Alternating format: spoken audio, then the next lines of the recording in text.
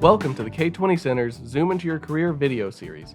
These online career expos give students a way to explore many interesting careers and learn about their career options from volunteer professionals.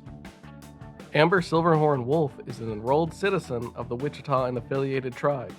She is also Kiowa, Cheyenne, and Arapaho and of Mexican descent. Amber joined the United States Army when she was 17 and served from 2002 to 2011. After the military, Amber went to college to obtain a bachelor's degree and master's degree. Currently, she works as the Education Services Administrator for her tribe, the Wichita and affiliated tribes.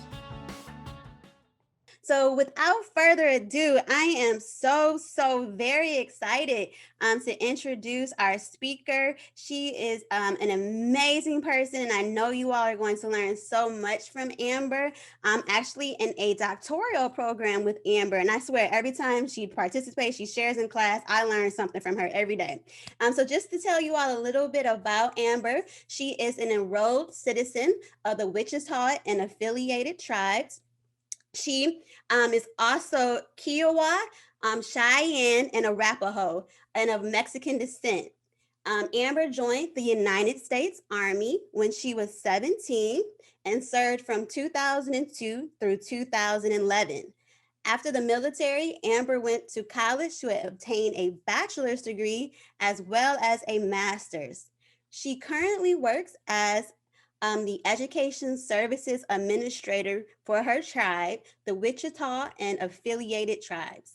So without further ado, I'm going to turn it over to Amber, and we are so excited to have you. All right, good morning. Thank you, Ayana. I do appreciate that introduction. So I'm going to share my screen. Okay, so just as Ayana mentioned, I am the Education Services Department Administrator for the Wichita and affiliated tribes, and my name is Amber Silverhorn-Wolfe. Okay, so here on this picture is our seal for the Wichita and affiliated tribes. I'm gonna go on to the next one. The highlights we're gonna go over today is just my department overview.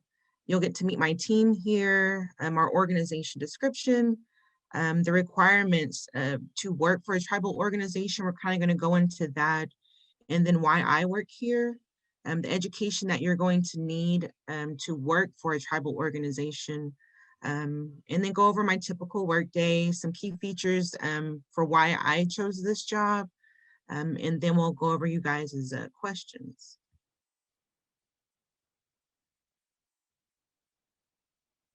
So here is a picture of me, and then I have a higher education director who oversees part of our programs, and then our secretary, Elena. She's our secretary and JOM tutor. I don't know if you guys are familiar with JOM, it's Johnson O'Malley, but we work with a partnering school, it's local, and she oversees that and does tutoring there. So to start, I wanted to talk about our organization for the Wichita and affiliated tribes. We're known as a sovereign nation. Sovereign just means that we govern ourselves as a tribal organization. Currently, the Wichita and affiliated tribes, they own and operate approximately 5 enterprises, which are just businesses. And these businesses generate money for funding, and they help fund some of our programs here in education and other programs. And we use these to help our tribal members.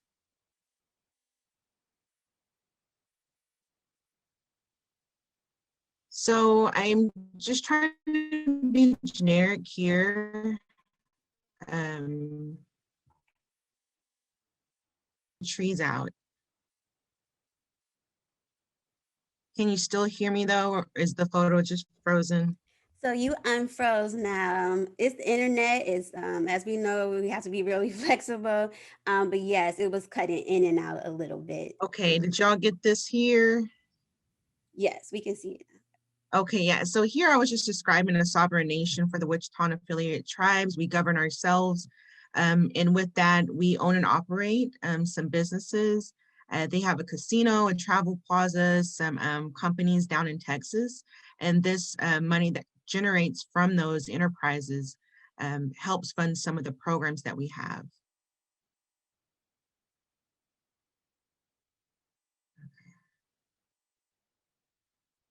So some requirements for working at a tribal organization. Um, it can be broad. Like here in my department, as Ayana mentioned, I do have a master's degree. My director has worked here for over 20 years and she doesn't have a degree, but she's had the experience. So, and as well as my secretary, she's working towards an associate's. So the education can kind of fluctuate. If you have a high school diploma, that's basically what's needed for a lot of the positions.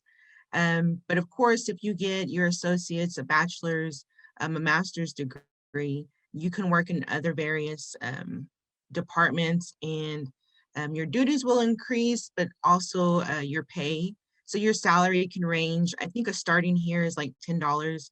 And for specifically the Wichita affiliated tribes, the highest that I've seen is like $35 an hour, which is a good amount of money compared to minimum wage.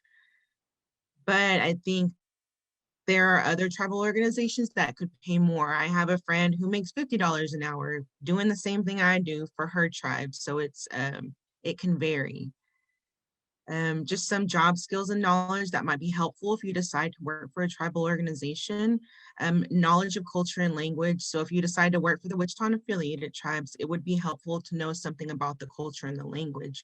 Understanding budgets. In anything that you do, you're going to have to know numbers. You're going to have to know how to spend your money. So just having those skills to budget and make sure you don't overspend. Working with computers. We do a lot of that, and especially now with the Zoom, having to be remote for a lot of things. So understanding computers, and then like Microsoft Word, Excel, those are a lot of the platforms that we use. Google, Adobe, if you know more and are able to incorporate your knowledge into that, that's great. So just learning about computers is very helpful. And being able to work with others. Anything that you do, any job that you go into, you're going to have to work with people. That's almost in every situation. I'm an introvert. I don't like to talk to a lot of people. I get very nervous. But I know that I have to be around people. Sometimes it takes a toll on me, but it is helpful for my job when I try to create partnerships, collaborate on events. If we want to do a big project together, it's important that I understand, other people's points of views. So that's a part of just, I think, being in the job force, is just trying to understand other people's perspectives and being able to work with others. And another thing is understanding grants and funding guidelines. As I mentioned, the tribe does generate money to help fund our programs, but we also have programs that are funded through the federal government, some through the state. And with that, they don't just give you free money. You have to abide by guidelines and requirements. So understanding those, being able to read and make sure that you're spending the money appropriately, that's a big part of it. So why I work for a tribal organization, as Ayana mentioned earlier too, I was in the military as soon as I got out of high school, 17 years old, and I was in there for about 9 years. And when I got into the civilian world, it was different. I worked for a juvenile detention center. I worked as a security guard. And then I started working for a tribal organization, and it was a different world for me.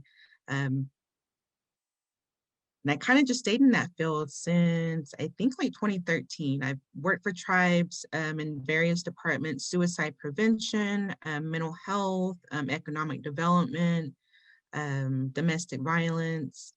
And then here now I'm in education since 2017, and I love what I do now. I get to be involved with the community. I get to help others. I get to create programs in this position I'm in. So the money we get in, as long as we can account for it and we're helping our people, I can kind of be creative with how we spend it. And And then sovereignty is a big part of my passion for my people, maintaining that sovereignty so that we're not dependent upon the federal government and others to provide for our people. And I get to inspire. I hope that the work that I do and the things that we do for our people inspire others, especially our students. We want them to know that they can, do anything that they want to do, and we're here to help guide them into the career world and their education. And here I've listed some education needed. So if you decided to work for a tribal organization, um, you could get a degree in anything. You can learn anything. I wouldn't even say you need a degree. There's technology centers that offer some of these where you can get certifications. Tribes have medical facilities. They have suicide prevention, social services. They have public relation departments, childcare centers, education like we have here. You can be in a leadership position, computer science. So just take a look here, and I don't know if you've thought about what you want to be or what you want to do um, and learn about as you get older. Um, but some of these fall within that. So I would say that anything that you do can be helpful for tribal organizations in almost any business that you decide to go into. Some of them are more specific, yes, but I think all of these are great. I couldn't fit everything on here, but these are just a lot that just popped in my head that are beneficial.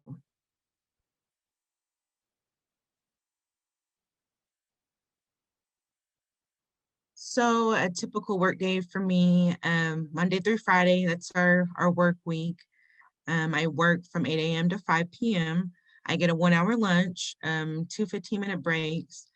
And they also give us like 30 minutes of gym time. And we have a gym here on our tribal grounds. So we can go do that, go for a walk, which is good for me because when you're busy, it's hard to get your exercise in. Um, but we do process applications. I see I spelled process wrong, but just catering to our people, they'll bring in applications for all our various programs. We got to make sure that we account for those, maintain expenditures. So if we help them and assist them, we've got to make sure that we budget for that. And then we're doing the proper paperwork. We prepare reports. We work collaborating with other departments, other organizations. Like today I'm doing this. I have, I think, another meeting later. So it's just kind of fitting in those different things to work with other people. And it's usually through Zoom right now. In the past, it's more or less a meeting at another organization's department or them coming here. But because of COVID, we've kind of been pushed to use Zoom and a lot of online platforms. But we also host events. We're going to have a graduation banquet coming up. So things like that, or walks or outreach events, we do those. And of course, we assist our students and any clients that need assistance through any of our programs. And I say us, but then also all the departments here at the Wichita affiliated tribes, they all have different programs as well, and they kind of do the same things. So any department that you work in will kind of work that way. Key features for me, like why I'm in this position, why I chose it. I work like 15 minutes from home, so I can, get up, get ready, take some time, and it's a 15-minute drive for me, and that's even with traffic. And I love what I do. I love helping people. That's just something that's always been near and dear to me. I grew up with very little money. We grew up poor. We didn't have a lot, so I know what it feels like to be without.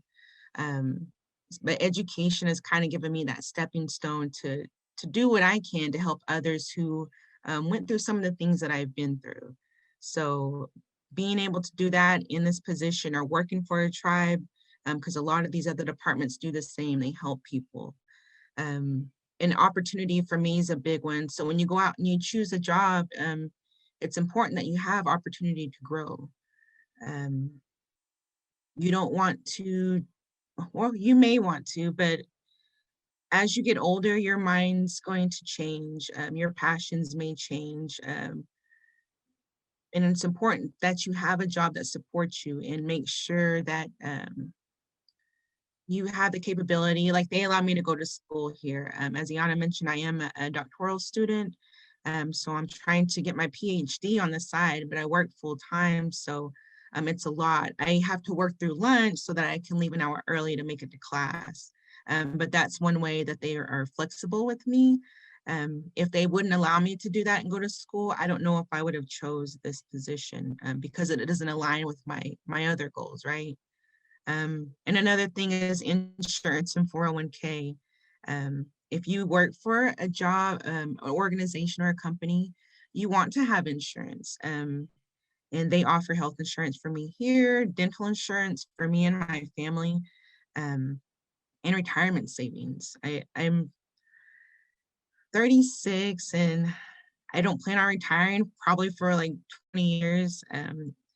Whenever you don't have a lot of money, you have to save up so that when you do retire, you're able to not work, right? So they kind of contribute part of their, I think it's like 3% for me. So that's a big thing to me. You have to figure out for you, like when you get older, like what's going to be important. Um, I have a family, I'm married, I have 4 kids. So being able to have insurance and being able to provide for them, um, it's a big factor in why I chose this job and for the things that I do. Um, but without, we'll ask some questions. I think she has a thing for that. But if y'all wanted to write down my number or my email or our mailing address, you're free to do that. If you have any questions about school, um, choosing a career, even if it's not with the tribal organization, I can be here, just as a mentor, as someone to help you. So don't hesitate to reach out. Y'all can take my number down if y'all have any other questions later on that you couldn't think of today. Shoot me an email. But that kind of wraps it up.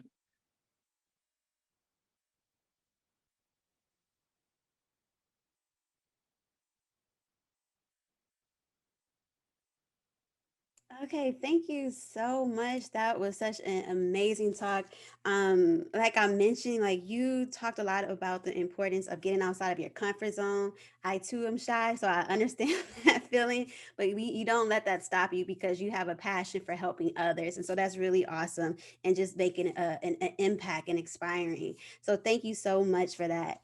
We have several questions that have already come in through the chat. So I also just want to let our schools know if you have questions, you can type those, submit them via the chat, or if you would like to ask your question aloud to Amber, you definitely can. You'll just need to unmute your mic. So I'm going to give the schools more time to think, but I'm going to open up our questions right now. One of our questions that just came in is, what accomplishment, Amber, are you most proud of? You talked a lot about your military experience as well as your family and your education, but what are you most proud of? I would have to say I think getting to this position here. When I started working in education back in 2017, I started off as the job placement and training specialist, which is like one of the lowest positions you could have where I started. And then within a year, I was promoted to the higher education director. And then a year after, or counselor, and then a year after that, I became the higher education director. And then almost a year after that, I got to this position as the education services administrator, which was over our higher ed director. So that alone has been an accomplishment for me because it shows that people have recognized the work that I'm doing to help, because that's overall what I'm trying to do. I'm not trying to, you know, get the best title or make the most money. Um, I just want to use the skills and the education I obtain to help my people. So that I think has been the accomplishment that kind of just sticks out to me. Okay, thank you. And if students are interested in working with tribal organizations, like what advice do you have for them? I think that the best thing that you could do is just be mindful of um, that specific tribal organization. So um, here in Oklahoma, there's 39 tribal sovereign nations that are recognized by the federal government. While we are inside of this, we're recognized as tribal organizations, we're also very different. So normally, like I would introduce myself, like in my tribal language. Utsti Hunt Tidish, Tati Assad, Ember Silverhorn-Wolfe, Kitty Kiddish, Duxki. That's just me recognizing that, you know, I'm Wichita. My language is very different from other tribal organizations. Some of our cultures, our customs, and the things that we do, and how we, I guess, introduce ourselves. Someone might ask, like, what are you? Some people might say Native, some people might say Indian, some may say Native American, Indigenous, or Wichita affiliated tribes is the tribe that I'm enrolled in. Um, so I would say just being mindful of who you're trying to work for, trying to become knowledgeable about their culture and customs. If you go to their web pages, a lot of them will kind of share like their either creation stories or where they come from and how they became situated where they are. So that would just be a big thing because you can bring anything to the table that's needed. Like IT is a big issue for a lot of tribal organizations that I've worked for. So if you're really good at computers and you want to come work for a tribe and offer your services, a big part of it would be knowing who you're coming to work for and knowing a little bit about them. But that could be any organization too, not just tribal organizations. It's good to know the company that you're going to work for. No, that is definitely important because you need to be aware, and also it's important to be mindful and have a real interest in your work, you know. So thank you for sharing that. We have another question coming from the chat. So for students who are interested in joining the military, because you spoke about that experience, what advice do you have for them? Are there any like pathways that they can do, like if they're interested in a career, how can they use the military to help support their like career choices? Or there any education benefits? Yeah, most definitely.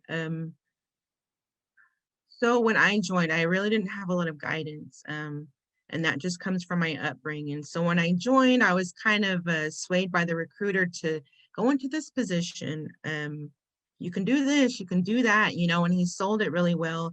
And it wasn't bad. They had just opened it up to females, so I was one of the very few females that was in that position or that job. Um, but if I go back and I look, really talk to your recruiter, find a recruiter, and don't let him sell you on just joining one thing. If you have a passion, if you have a plan as far as your education, what you want to do, if you want to be a doctor, maybe you want to go into the military and go into the medical field, stick with that. If your score is not high enough, retake the test. Um, it's not just, you know, you go and then you join and then you just take what they give you. You have a choice. So just kind of educating yourself, making sure you have someone go with you. If you need someone to speak on your behalf, if you have some questions, I'm here.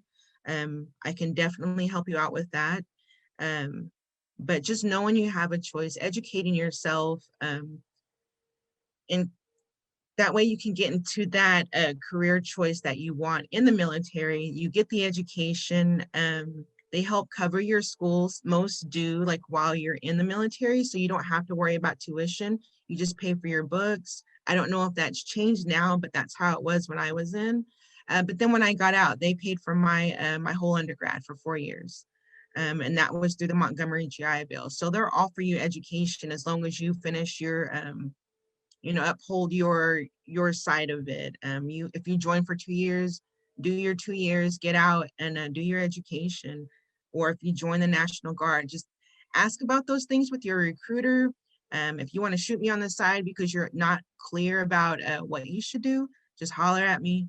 But yeah, I think it's a good stepping stone to help you along in any career that you want to do. And keep in mind that you are going to be away from home if you have kids. If you're not really used to being by yourself. I was a kid when I joined. I had to go to boot camp for 9 weeks, and then my very first duty station, after I did my training for my job, was in Germany for 2 years. I didn't have family. I didn't have anyone. I was 18 years old, and that's just something that you'll have to kind of, grow on. And it's kind of like going to college, I guess. Thank you. It must have been an experience to be for 2 years in another country. So that's definitely getting outside the comfort zone. Um, as a follow-up question to your military experience, we have a question coming from the chat that asks, like, how does that help you with your current role, your former or your previous military experience? Yeah, so being in the military, my job was actually secret. So what I did in the military can't translate into the civilian world. So that was a big change for me. I worked in air defense, and I came on the civilian side, and none of it was transferable to something I could do here. But I worked in an office setting. So some of the skills that I learned outside of my like my MOS is what they call it, has helped me. The organization, the getting up early, taking care of yourself physically, mentally, kind of having that structure. As a kid, I really didn't have that growing up. So the military kind of gave me that um, mindset.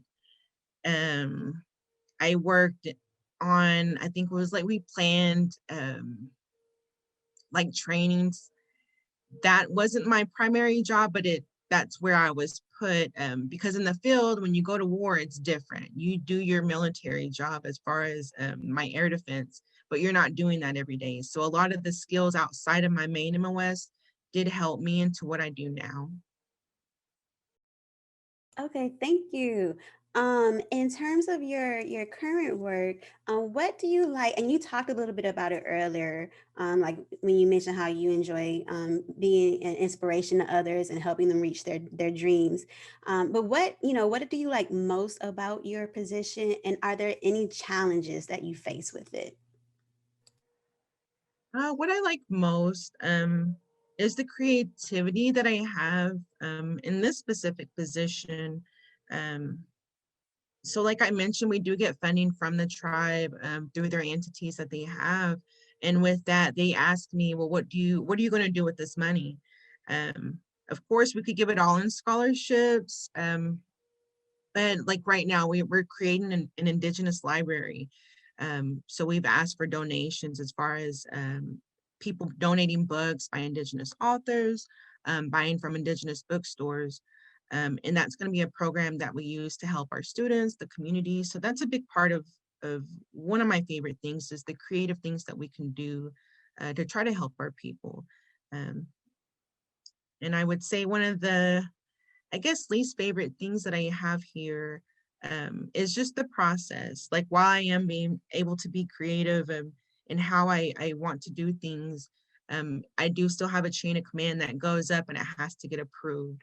And that sometimes, like when you're on the go or you want to push for something and start, ASAP, you kind of have to wait a little bit. So um, I think with anything that you go through, if you're not like the top dog, then you're going to have to, understand that, you have something together, you propose it, and then it's kind of a waiting thing for that approval to make sure that everything's okay. Um, but I mean, it's a transition um, as far as like where I came from before. But I think in any organization, like I said, you'll have to, understand that there's a process. Thank you so much. So we have time for about two more questions. So I just want to let schools know if you would like to ask a question directly to Amber, you definitely can by unmuting your mic. So Amber, we have a question just regarding like how you talked about how you're currently in a doctoral program. Does your tribal organization that you work with, do they help pay for any of your education now currently? Is that like an opportunity or a resource for employees? Um, for employees, I do work in education what we do is we help our tribal members, right? We get federal funding. We use our tribal funding to assist with scholarships. We have students that go to adult vocational training schools, like your technology centers. We help with concurrent enrollment for high school students. We help undergraduate degrees, graduate degrees. And then sometimes those certifications, because I'm enrolled into the Wichita affiliated tribes, they do help me, and they offer $2,000 a semester, which doesn't cover the full amount, but it's a big chunk of change that can help me pay for it. So a lot of tribal organizations do the same things. I don't know if any of you are enrolled, but I always check with your higher ed departments because they do help. Most do, I would say. Some of them have, we talked about policies and guidelines for those grants. Like on some of our students, we can't help in a certain jurisdiction. It has to be like these certain counties for some of our programs. But yeah, they do help me currently. They've helped me in my undergrad, my graduate, and then now my doctoral program. Okay, thank you so much. And our last question, are there other positions similar to your work? Like if students interested in working in education or with tribal organizations, are there any other careers you can, share or connect them with? Yeah, so I'm the administrator of the education department. We also have a health administrator, I think a property and procurement administrator, but all of these kind of equivalent just over the programs. We have a health department. I think there's like social services, suicide prevention, communications, EPA, alcohol and drug abuse. There's so many different areas that someone who is interested in working for a tribal organization could go and do. But I would say it would take, I think for us, a minimum of like a bachelor's or a master's degree to be in a director or administrator position. Okay, thank you so much. Oh, we have, one statement. Eisenhower just wanted to let you know that they really enjoyed your presentation. Salazar did too, but they just had to leave for lunch. So they said thank you very much in the chat. But Emerson South, they're going to have a question for us right now. It'll be our last one. They want to know, do you have to be in a tribe to be an employee of a tribal organization? No, you don't. They do, or most tribal organizations will have their specific tribe. What's the word? I guess they would look at them first if they meet the requirements. But if you're educated, meet all the qualifications, you can get right in there too. Okay, thank you so much. Well, I just want to give you a big round of applause. Thank you so much for your time today, Amber. At this point, we are going to have our students complete an evaluation, so you are free to exit. But thank you so much again. Yeah, thank you for having me. Y'all have a good day. Bye.